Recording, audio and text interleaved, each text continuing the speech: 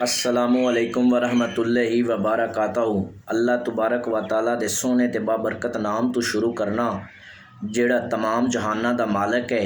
ते मेरे प्यारे दोस्तों ते भाईओ की हाल चाल है थोड़ा।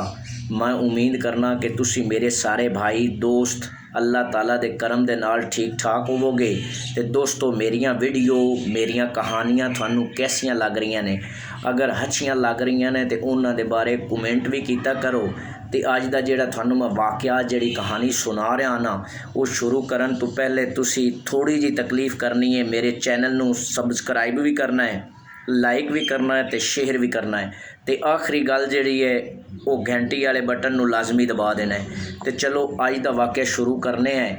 एक दफ़ा का जिक्र है कि किसी मुल्क का जोड़ा बादशाह है वो बीमार हो गया। तो जदों बीमार हो गया ना, उन्हें बड़ा इलाज मालजा करवाया, बड़े तबीब मंगाए, बड़े हकीम मंगाए, उन्होंने इलाज मालजा किया, लेकिन बादशाह नू आराम नहीं आ रहा। तो होंदा की है, जदों बादशाह नू आराम नहीं ना आ रहा तो फिर बादशाह ने सोचा कि क्यों ना मैं अपने मुल्क के अंदर ऐलान करवा देवां कि मेरी जगह ते कोई होर बादशाह बनेगा। उस बादशाह ने अपने मुल्क के अंदर ऐलान करवा दिता कि जेड़ा बंदा मेरी कबर के अंदर पहली रात मेरी जगह ते गुजारेगा ना, उन्होंने मुल्क का बादशाह बना दिता जाएगा। जदों मुल्क के अंदर वो ऐलान हो गया, लोगों ने ऐलान सुनिया, तो उस मुल्क के अंदर एक बड़ा गरीब नाचार इंसान भी रहा, बड़ा गरीब बंदा।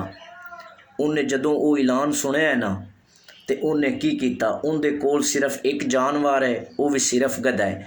उन्हें सोचा क्यों ना मेरा हिसाब किताब की होना है, सारी जिंदगी गुरबत दे विच गुजार दी है, तो चलो एक रात बादशाह की जगह ते गुजार देना, तो फिर बादशाह बन जावांगा, तो सारी जिंदगी ऐशो आराम में गुजरेगी। उन्हें भी ऐलान कर दिता कि बादशाह की जगह ते मैं एक रात गुजारांगा। अल्लाह ताला की करनी ऐसी हुई कि बादशाह मर गया। लोगों ने बादशाह की कबर बना दी। कबर बना के ते वो जिहड़ा गरीब बंदा सी ना, जिंदे कोल एक गधा, जिन्हें ऐलान किया कि बादशाह की जगह ते मैं एक रात कबर गुजारांगा, उस बंदे नू बुला लिया गया।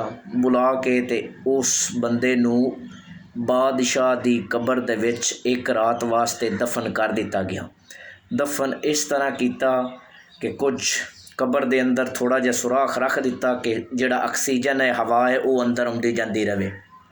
मुख्तसर लोग उस बंदे नू दफना के वापस आ गए।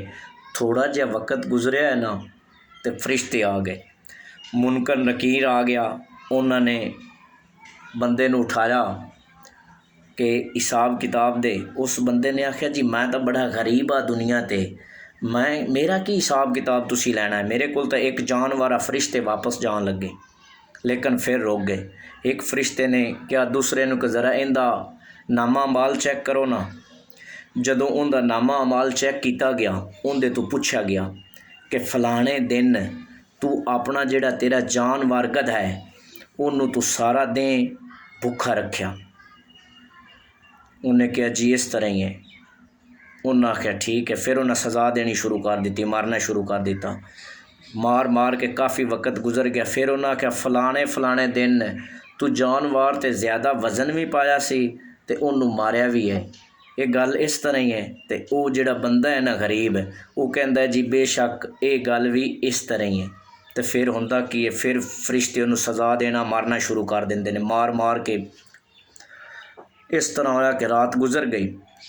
सुबह वो जिहड़े बादशाह दे बंदे सन, वजीर सन, वो आए, लोग आए, उन्होंने कबर खुशाई की, कबर नू खोलिया। जदों उन्हें खोल के ना उस गरीब बंदे नू कबर दे अंदरों कढ़िया है ना, तो होया कि उस बंदे ने दौड़ लगा दी। जदों दौड़ लगा दिंदा है ना, तो लोग ते वजीर उन्होंने पुकार के आंदे ने कि वापस आ जा, तू साडा बादशाह है। वो कहता नहीं मैं थोड़ा बादशाह नहीं हो सकता। उन्हें आख्या क्यों नहीं हो सकना। उन्हें ये गल की भी मैं मेरे को सिर्फ एक जानवर आ, वो भी गधा। सारी रात मैं उनका हिसाब नहीं दे सकिया कि उन्होंने मैनू बड़ी सज़ावां दित्तियां ने, बड़ियां तकलीफ़ां दित्तियां ने, तो मैं पूरे कौम का, मुल्क का, रिया का किस तरह हिसाब देवांगा। तो दोस्तों गल करन दा मतलब ये है कि अल्लाह तबारक व तआला ने साडे ते भी बड़ी मेहरबानी की हुई है। असी भी कदी अपने गिरेबान के अंदर झांक के वेख्या कि सानू भी अल्लाह ताला ने बड़ियां बड़ियां नेमतां दित्तियां ने, सानू भी हिसाब देना पवेगा। तो मेरे दोस्तों, वो जिहड़ा सुबह दा भुल्लिया शाम नू घर वापस आ जावे ना, उन्होंने भुल्लिया ना आखो। तो इस वास्ते मेरे दोस्तों थोड़ा जिहा गौर करो। अल्लाह तबारक व तआला ने साडे तो भी हिसाब लेना है। तो अल्लाह तबारक व तआला सारे मुसलमानों नू अपने हिफ्ज़ व अमान च रखे। अल्लाह निगहबान।